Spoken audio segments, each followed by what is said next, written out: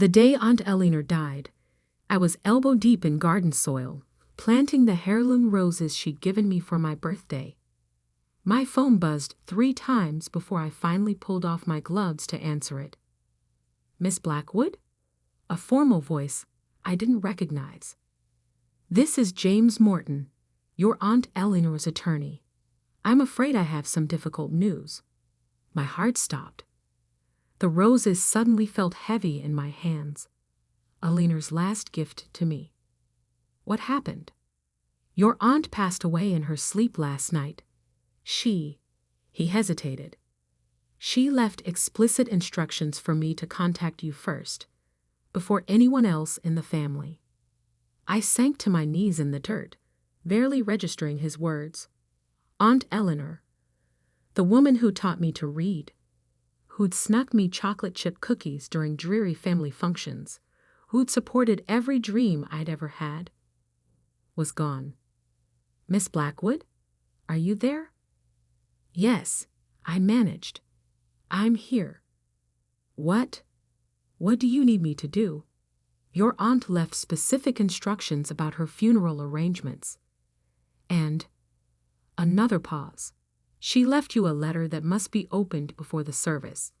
Would you be able to come to my office today?" I looked down at the roses. Queen Elizabeth variety, Eleanor's favorite. She'd handed them to me just 2 weeks ago, her eyes twinkling with her usual mischief. "These have been in my family for generations," she'd said, "just like secrets." At the time, I'd thought it was just another of her cryptic comments. Now, I wasn't so sure. "I'll be there in an hour," I told the lawyer. James Morton's office was exactly what you'd expect from someone who handled old money. All dark wood and leather-bound books, with a view of the city skyline that probably cost more than my yearly salary. He stood as I entered, offering a sympathetic smile. "Miss Blackwood, thank you for coming so quickly. Please, have a seat." I sat in one of the plush leather chairs, trying not to fit it. "Mr. Morton, what's this about? Why did Aunt Eleanor want you to contact me first?" He reached into his desk drawer and pulled out 2 envelopes. One was thick, official-looking, with the law firm's letterhead. The other was smaller, cream-colored, with my name written in Eleanor's elegant handwriting. "Your aunt was an unusual woman," Morton said carefully. "Brilliant in business, but also quite particular about how things should be done. She left very specific instructions about her will and her funeral arrangements." "That sounds like Eleanor," I said softly. He slid the cream envelope across the desk. "She wanted you to read this privately. Then we can discuss the rest." My hands trembled slightly as I picked up the envelope. Eleanor's distinctive perfume, roses and vanilla, still clung to the paper. I opened it carefully, pulling out a single sheet of her personal stationery. "My dearest Olivia, if you're reading this, I've finally run out of time. Don't be sad. I've lived exactly the life I wanted, which is more than most people can say. But I need one last favor from you, my darling niece. At my funeral, you'll need to read a letter. One that will change our family forever. You'll find it in the hidden compartment of my jewelry box, the one I showed you how to open when you were 12. Remember the trick with the rose carving? Some people might call this revenge, but I prefer to think of it as justice. Long delayed, perhaps, but justice nonetheless. The truth is, I've left everything to you. Montgomery Industries, my personal assets, all of it. But there's one condition. You must read that letter at my funeral with the entire family present. No exceptions. I know this is a lot to ask, especially now. But you've always been the strong one, Olivia. The honest one. That's why it has to be you. All my love, Aunt Eleanor. P.S. Don't let them bury me in anything beige. You know how I feel about beige. I read the letter twice, then looked up at Morton. She left everything to me. He nodded, opening the official envelope. Montgomery Industries, her personal estate, investment portfolios, approximately $89 million in total assets. But as she mentioned, it's conditional on you fulfilling her final request. My head spun. Eleanor had always been generous with me, but this was beyond anything I could have imagined. What about the rest of the family? My father, my cousins? There are some small bequests, but the bulk of the estate is yours, assuming, of course, you agree to her terms. I thought about my father, who'd always resented his younger sister's success. About my cousins, who'd spent years sucking up to Eleanor, hoping to inherit her fortune. About all the family gatherings where Eleanor had sat quietly, watching everyone with those knowing eyes of hers, like she was waiting for something. When is the funeral? I asked. 3 days from now. Your aunt was very specific about the arrangements. The service will be held at St. Michael's Cathedral, followed by a reception at her estate. The entire family is expected to attend. I stood up, clutching Eleanor's letter. Then I should go. I have a jewelry box to find. Morton called after me as I reached the door. Miss Blackwood? One more thing. Your aunt asked me to tell you. She said you'll know what to do with the truth. The drive to Eleanor's estate took 40 minutes, but it felt like hours. My mind raced with questions. What was in that second letter? What secret was so important that Eleanor would make it a condition of her will? The gates opened automatically as I approached. Eleanor had given me the access code years ago, saying she trusted me more than her security system. The house was exactly as I remembered. A sprawling Victorian mansion set amid perfectly manicured gardens, with Eleanor's beloved roses climbing every available surface. Mrs. Peters, the housekeeper, met me at the door. Her eyes were red from crying. "Oh, Miss Olivia, I'm so glad you're here. She left instructions that you were to have full access to her rooms." "Thank you, Mrs. Peters. I won't be long." Eleanor's bedroom was on the second floor, overlooking her prize, rose garden. Like everything else about my aunt, it was elegant but full of hidden whimsy. Silk curtains in bright patterns, modern art next to family portraits, and everywhere, touches of her beloved roses. The jewelry box sat on her dresser, exactly where it had always been. Beautiful Brazilian rosewood, carved with intricate floral patterns. I ran my fingers along the edge until I found it. The small rose carving that concealed the release for the hidden compartment. "Third petal from the left," I whispered. Remembering Eleanor's instructions from all those years ago, there was a soft click, and a panel in the bottom slid open. Inside was another envelope, sealed with wax and marked "To be read at my funeral." My hand shook as I picked it up. It was heavier than I expected, and I could feel what seemed like photographs inside. For a moment, I was tempted to open it right there. But I knew Eleanor. Everything she did had a purpose. If she wanted this revealed at her funeral, in front of the whole family, she must have had her reasons. I slipped the envelope into my bag and took one last look around the room. On the bedside table was a framed photo I'd never seen before. Eleanor as a young woman, standing in front of Montgomery Industries' first office. She was smiling that knowing smile of hers, the one that always made me feel like she could see right through people's pretenses. "What did you know, Aunt Eleanor?" I whispered to the photograph. What secret was worth waiting a lifetime to reveal? The next 3 days passed in a blur of funeral arrangements and family drama. My father called 6 times, alternating between concern about my involvement in the arrangements and barely concealed anxiety about the will. My cousins sent a barrage of text messages, each one more transparently self-interested than the last. Through it all, I kept Eleanor's sealed envelope close. At night, I'd take it out and look at it, wondering what revelations it contained. What truth was so important that Eleanor would stake her entire legacy on its revelation? The morning of the funeral dawned bright and clear.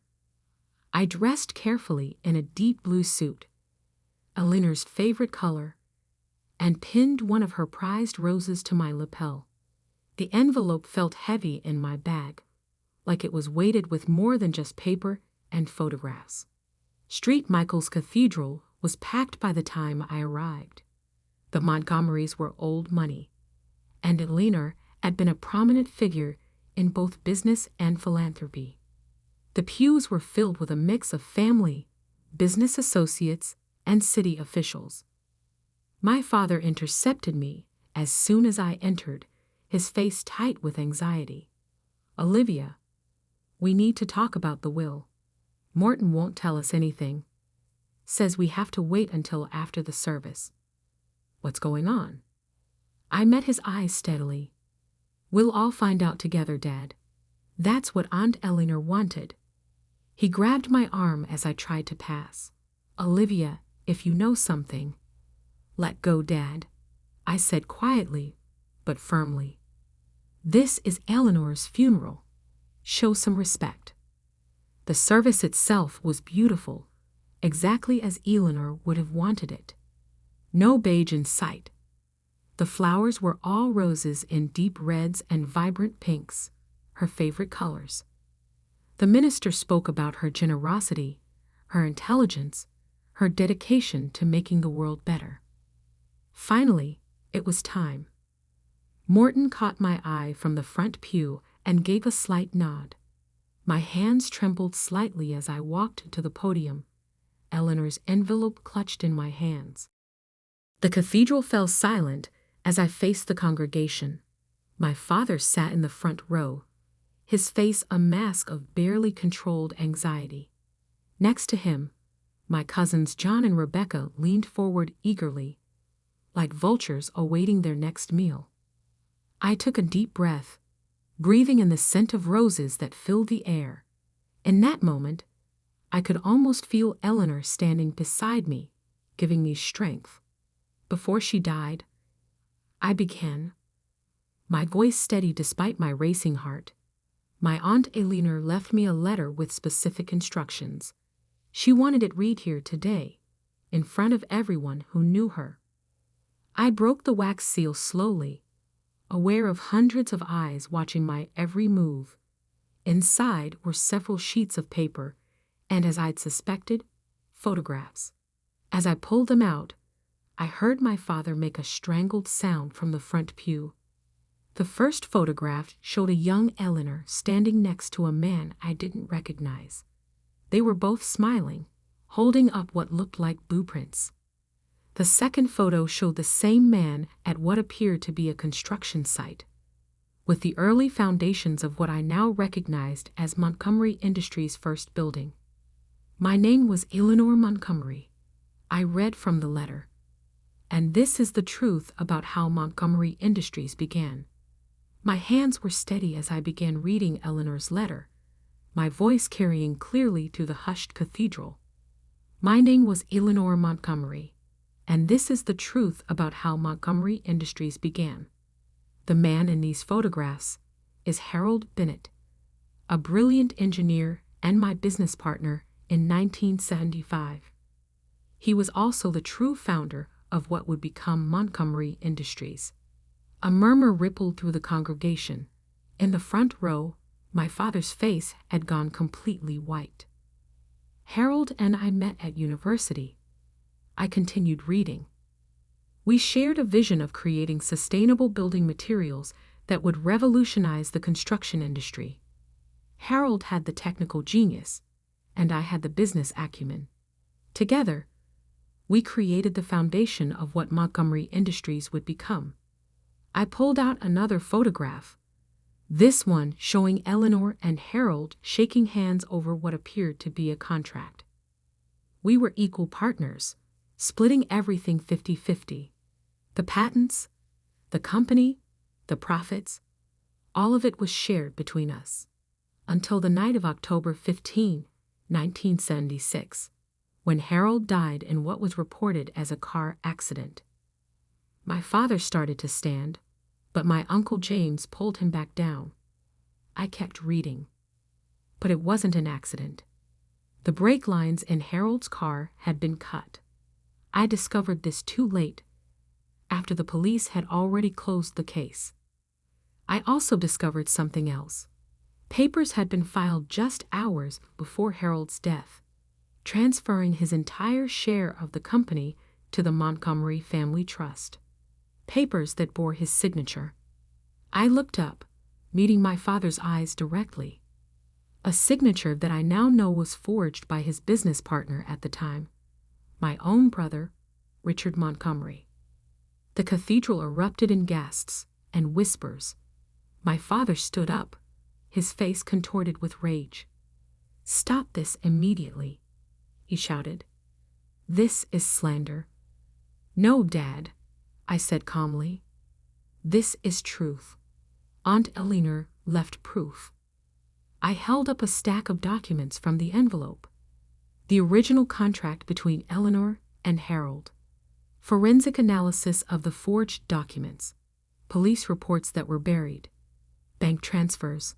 She kept everything. Why? The question came from my cousin John, who was staring at his uncle, my father, with dawning horror. Why reveal this now? I turned back to Eleanor's letter. "I'm revealing this now because I've spent 45 years building this company into something Harold would have been proud of.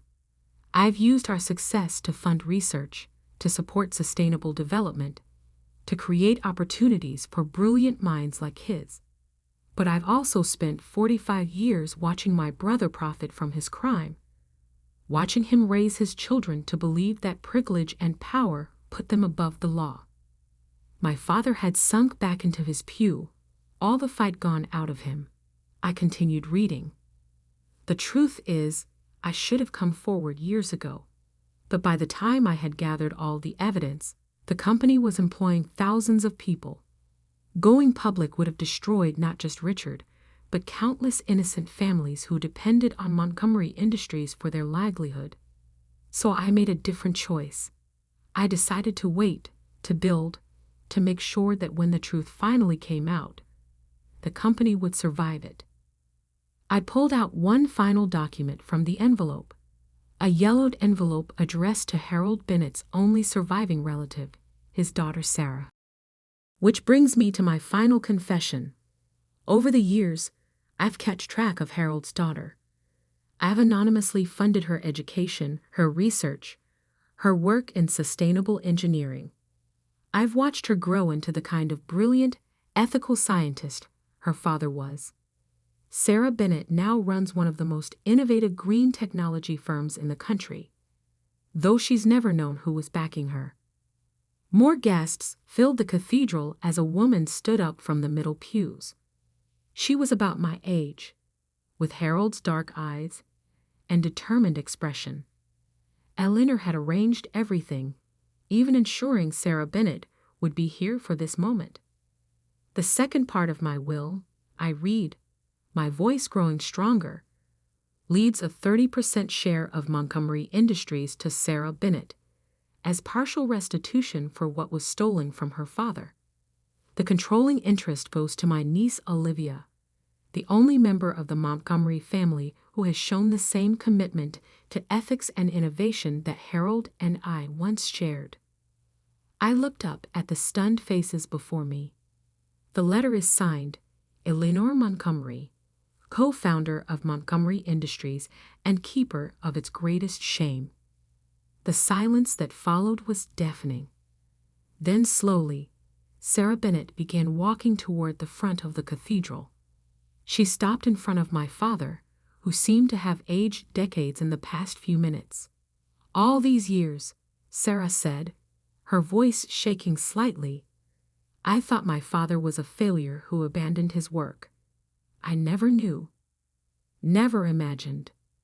Miss Bennet, I said, stepping down from the podium. I'm so sorry for what was taken from you. She turned to me, tears in her eyes. Thank you for having the courage to read that letter. Your aunt? She was watching over me my whole life, wasn't she? She was trying to make things right, I said softly, in her own way. The next few hours passed in a blur. The reception was unsurprisingly tense, with family members splitting into factions. Those who demanded the letter be suppressed, those who insisted on going to the police, and those who simply sat in stunned silence. My father disappeared immediately after the service. I wouldn't hear from him for weeks, not until he checked himself into a rehabilitation facility, finally facing the guilt he carried for 45 years. In the months that followed, the truth about Montgomery Industries' founding became public knowledge. But Eleanor had been right. The company was strong enough to survive it. With Sarah Bennett's technical expertise and my commitment to Eleanor's vision, we began a new chapter in the company's history. 1 year after the funeral, I stood in Eleanor's rose garden, now blooming more beautifully than ever. Sarah had joined me for what had become our weekly meeting, where we discussed everything from company strategy to our shared love of sustainable innovation. You know what's strange? Sarah said, gently touching one of Eleanor's prized Queen Elizabeth roses. I always felt like someone was looking out for me, guiding my career from afar. I used to think it was my father's spirit. Now I know it was Eleanor. She tried to protect everyone, I said. The company, its employees, you, even my father in her own way. She just couldn't let the truth die with her. Sarah nodded thoughtfully. Do you think she made the right choice, waiting all those years? I considered the question carefully. I think she did the best she could with an impossible situation. She turned a company built on fraud into a force for good. She made sure you were taken care of. And in the end, she made sure the truth came out on her terms.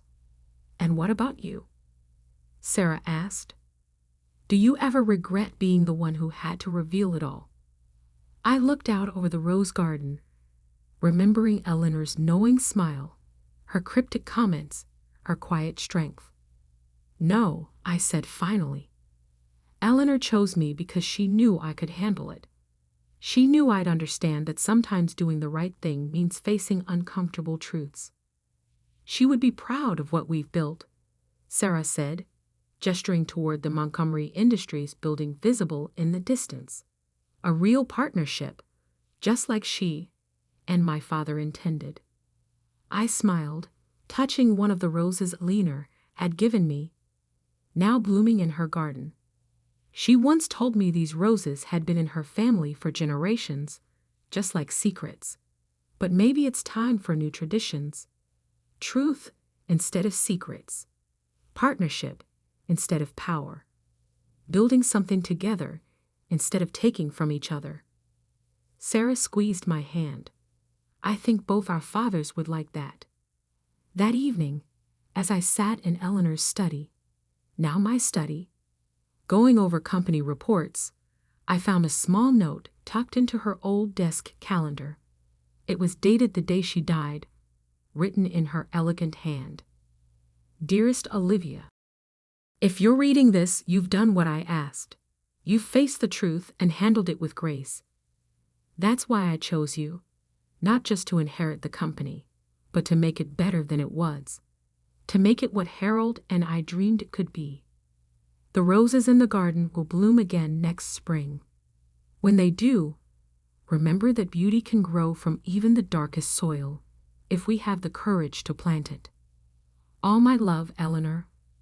I placed the note carefully in my drawer and looked out at the garden, where the setting sun painted the roses in shades of gold. Eleanor had left me more than just a company. She'd left me a chance to right an old wrong, to build something meaningful, to prove that it's never too late for truth to bloom. Tomorrow, there would be meetings and decisions and all the responsibilities that came with running a multi-million-dollar company. But for now, I sat in the quiet of Alina's study, surrounded by the scent of roses, knowing that sometimes the heaviest inheritances aren't measured in money, but in the weight of the truths we choose to carry. And like Eleanor, I would carry this truth with grace, using it not to destroy, but to build, not to punish, but to heal, creating something beautiful from the soil of the past. After all, that's what Elena had done. That's what she had trained me to do. And somewhere, I knew, she was watching with that knowing smile of hers, proud that her final secret had finally found its way into the light.